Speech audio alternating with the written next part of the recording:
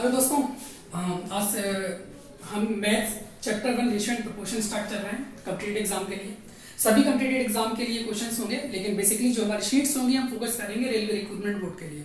Okay, तो हम इस चैप्टर को इसलिए यूज कर रहे हैं कि बेसिकली क्या हमें क्वेश्चन ज़्यादा टाइम टेकिंग ना हो और हम रेशियो प्रोपोर्शन की बेसिस पर ये चैप्टर हमारे बाकी चैप्टर का बेस है। अगर ये चैप्टर हमें अच्छी तरीके से आता है तो बाकी चैप्टर्स में हम क्या करेंगे कि हम इन्हीं रेशियो प्रोपोर्शंस को यूज करते हुए मोस्टली क्वेश्चंस को हम सॉल्व करेंगे। ओके, तो विदाउट वेस्टिंग योर टाइम हम स्टार्ट करते हैं इस चैप्टर को और वो क्वेश्चन सबसे पहले डिस्कस करेंगे जो कॉम्पिटिटिव एग्जाम में आने वाले हैं। ओके, चलिए, तो रेशियो एंड प्रोपोर्शन में क्या सबसे पहले हम कंबाइंड रेशियो और पार्शियल रेशियो की बात करते हैं। सबसे पहले हम रेशियो की बात करते हैं। मान लीजिए ऐसे कोई नंबर है 2:3।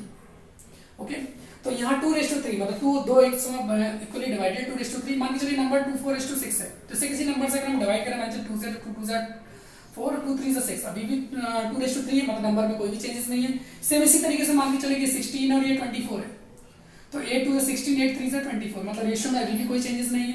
ओके, जैसे मान चले 18 है और 27 है, तो ओके, तो अभी भी रेशियो में कोई चेंज नहीं। अगर 9 से हम इसे कट करें, इस तरीके से रेशियो में अगर कोई भी चेंजेस नहीं होता किसी भी नंबर का मल्टीप्लाई करने के बाद में, तो इस तरीके से हम इस रेशियो को कंटिन्यू करते हैं और सबसे पहले क्वेश्चंस पे आते हैं और बहुत आराम से बहुत इजी तरीके से इसको समझेंगे। ओके, चलिए, सबसे पहले क्वेश्चन में कह रहा है कि x⁻y और y⁻z इस तरीके से दे रखा है, जैसे x⁻y और फिर y⁻z। तो इसमें आप देखिए दोनों में क्या है, y कॉमन है।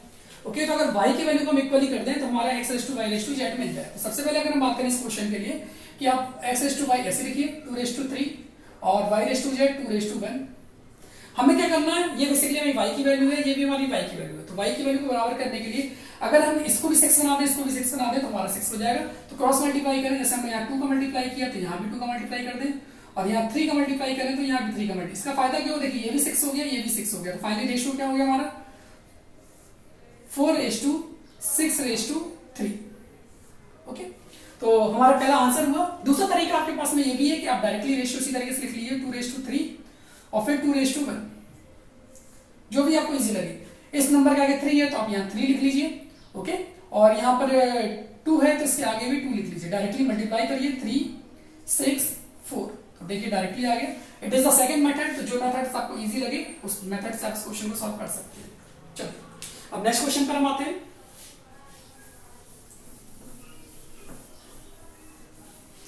नेक्स्ट क्वेश्चन में क्या नाम, हमें 3 रेशियो निकालना है, a⁻b, फिर b⁻c और c⁻d। ओके, तो क्वेश्चन को हम सॉल्व करने के लिए हम क्या करें, कहना सबसे पहले पुराने मेथड चलते हैं a⁻b b⁻c के लिए। तो हमारे पास में क्या है 1:4 और यहाँ पर क्या है 2:1। अगर हम b को इक्वल करें तो देखिए यहाँ 4 है, अगर यहाँ भी हम 4 बना लें तो 2 का मल्टीप्लाई कर लें। यहाँ 2 का मल्टीप्लाई किया तो रेशियो बराबर करने के लिए यहाँ भी 2 का मल्टीप्लाई कर रहा होगा। तो यहाँ पर क्या हो गया बेसिकली 1:4:2। ओके, तो ये रेशियो आ गया बेसिकली हमारा a⁻b⁻c। चूंकि हमें a⁻b⁻c⁻d चाहिए तो c⁻d मतलब c के नीचे आ जाए d। Got it. तो यहाँ भी क्या किया हमने, क्या नाम है, c कितना है हमारा 1 और d कितना है 2। अगर हम इसको 2 है, अगर इसको हम यहाँ भी 2 बना दें तो हमारे देखिए c की वैल्यू क्या हो जाएगी, ये c की वैल्यू हमारी सेम हो जाएगी। तो यहाँ भी हमने 2 का मल्टीप्लाई किया तो यहाँ भी हम 2 का मल्टीप्लाई कर दें। जैसे हमने ये मल्टीप्लाई किया, क्योंकि यहाँ पर हमने कोई मल्टीप्लाई नहीं किया तो किसी में कोई भी चेंजेस की जरूरत नहीं है। तो 1:2:4। तो देखिए ऑप्शन हमारा कौन सा जा रहा है, पहले में ऑप्शन हमारा ये था, दूसरे में ऑप्शन हमारा जा रहा है दिस वन। Got it. अगर सेकंड मेथड से हम इसको सॉल्व करने की कोशिश करें तो हम उससे भी देख लेते हैं।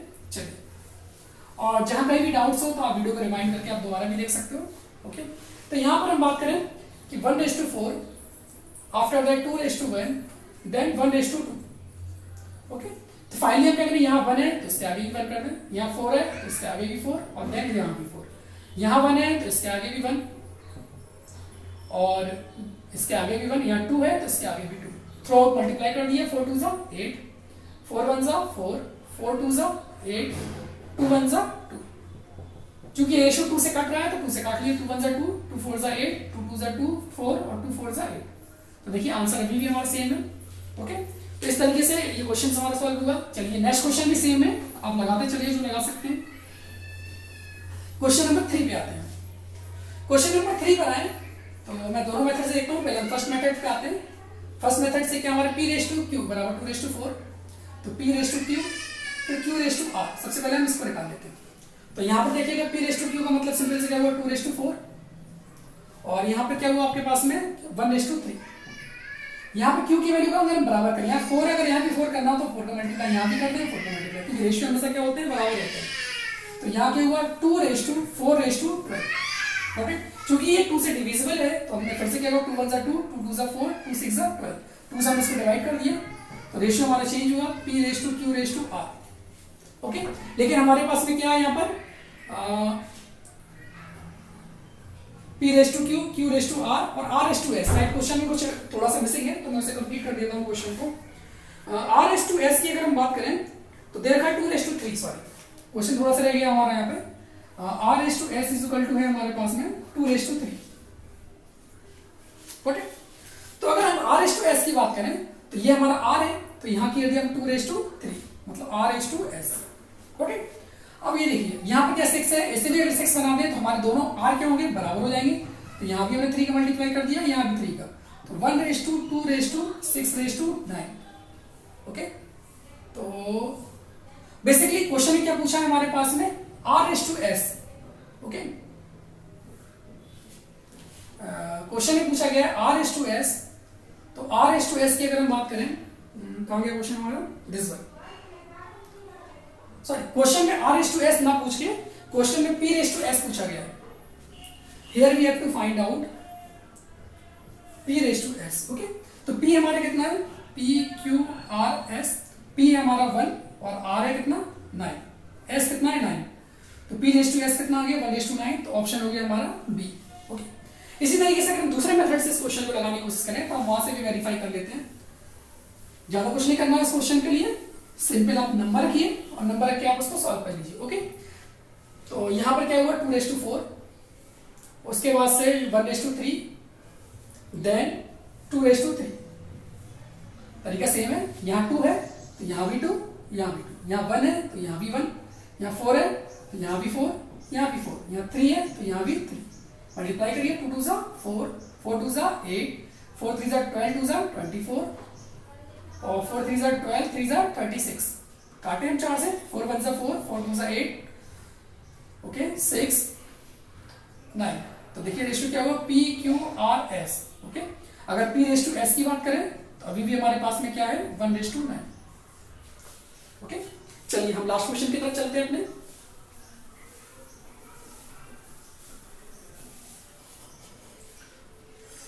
ओके, तो क्वेश्चन नंबर 4, क्वेश्चन नंबर 4 की अगर बात करिए, क्वेश्चन नंबर 4 में क्या है हमारे पास में x is equal to 1/3y and y is equal to 1/2z, okay. तो हमें निकालना है x/y/z। इस तरह के क्वेश्चन किया अगर y को हम इस पर नीचे ले आए तो x/y इज इक्वल टू क्या होगा 1/3, इसी को हम लिख सकते हैं x/y बराबर 1/3।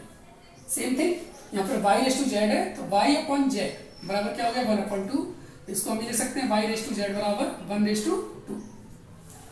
पुराना क्वेश्चन हो गया x/y y/z, तो हम दोबारा बना लें x/y y/z। जिस चार्ट से हम इसको सॉल्व करें 1:3 और 1:2, क्योंकि y को हम क्या कर लें बराबर कर लें, यहाँ 3 है तो यहाँ भी क्या कर दें 3, तो यहाँ भी 3 का मल्टीप्लाई कर दें, ओके। तो यहाँ हो गया 1, यहाँ हो गया 3, यहाँ हो गया 6, तो फाइनली हमारा आंसर हो गया answer number B, okay. Second method से अगर आपको करना है तो सेकंड मेथड से हम डायरेक्टली सॉल्व करके देख सकते हैं इसको। एक बार फिर से लिख लीजिए इसको, उसमें हमें ज्यादा कुछ नहीं करना है। यहाँ हुआ 1:3, यहाँ हुआ 1:2, ओके। यहाँ 1 है तो इसके आगे 1 कर दिए, यहाँ 3 है तो इसके आगे भी 3 कर दीजिए, 3 2 6, 3 1 3, 1 3 3, आंसर आ गया हमारा 1:3:6। तो ये ओवरऑल हमारे क्या नाम है कंबाइंड रेशियो का टाइप 1 कंप्लीट हुआ, ओके। नेक्स्ट क्लास में हम टाइप 2 लेकर आएंगे, लेकिन साथ ही साथ में जो वर्कशीट का लिंक, वर्कशीट का PDF लिंक मैं डिस्क्रिप्शन बॉक्स में आपको प्रोवाइड कर दूंगा, ओके। यूट्यूब के डिस्क्रिप्शन बॉक्स में, जहां पर क्या नाम है PDF के क्वेश्चंस होंगे आपके पास में, उस क्वेश्चंस को आप डाउनलोड कर लीजिएगा। और कंबाइंड रेशियो के जो क्वेश्चंस है शीट के अंदर, तो क्वेश्चंस हैं आपके, क्वेश्चंस में बता देता आपको, ओके। क्वेश्चन नंबर 48 से क्वेश्चन नंबर 56 तक के सभी क्वेश्चन को आप अटेम्प्ट करिए।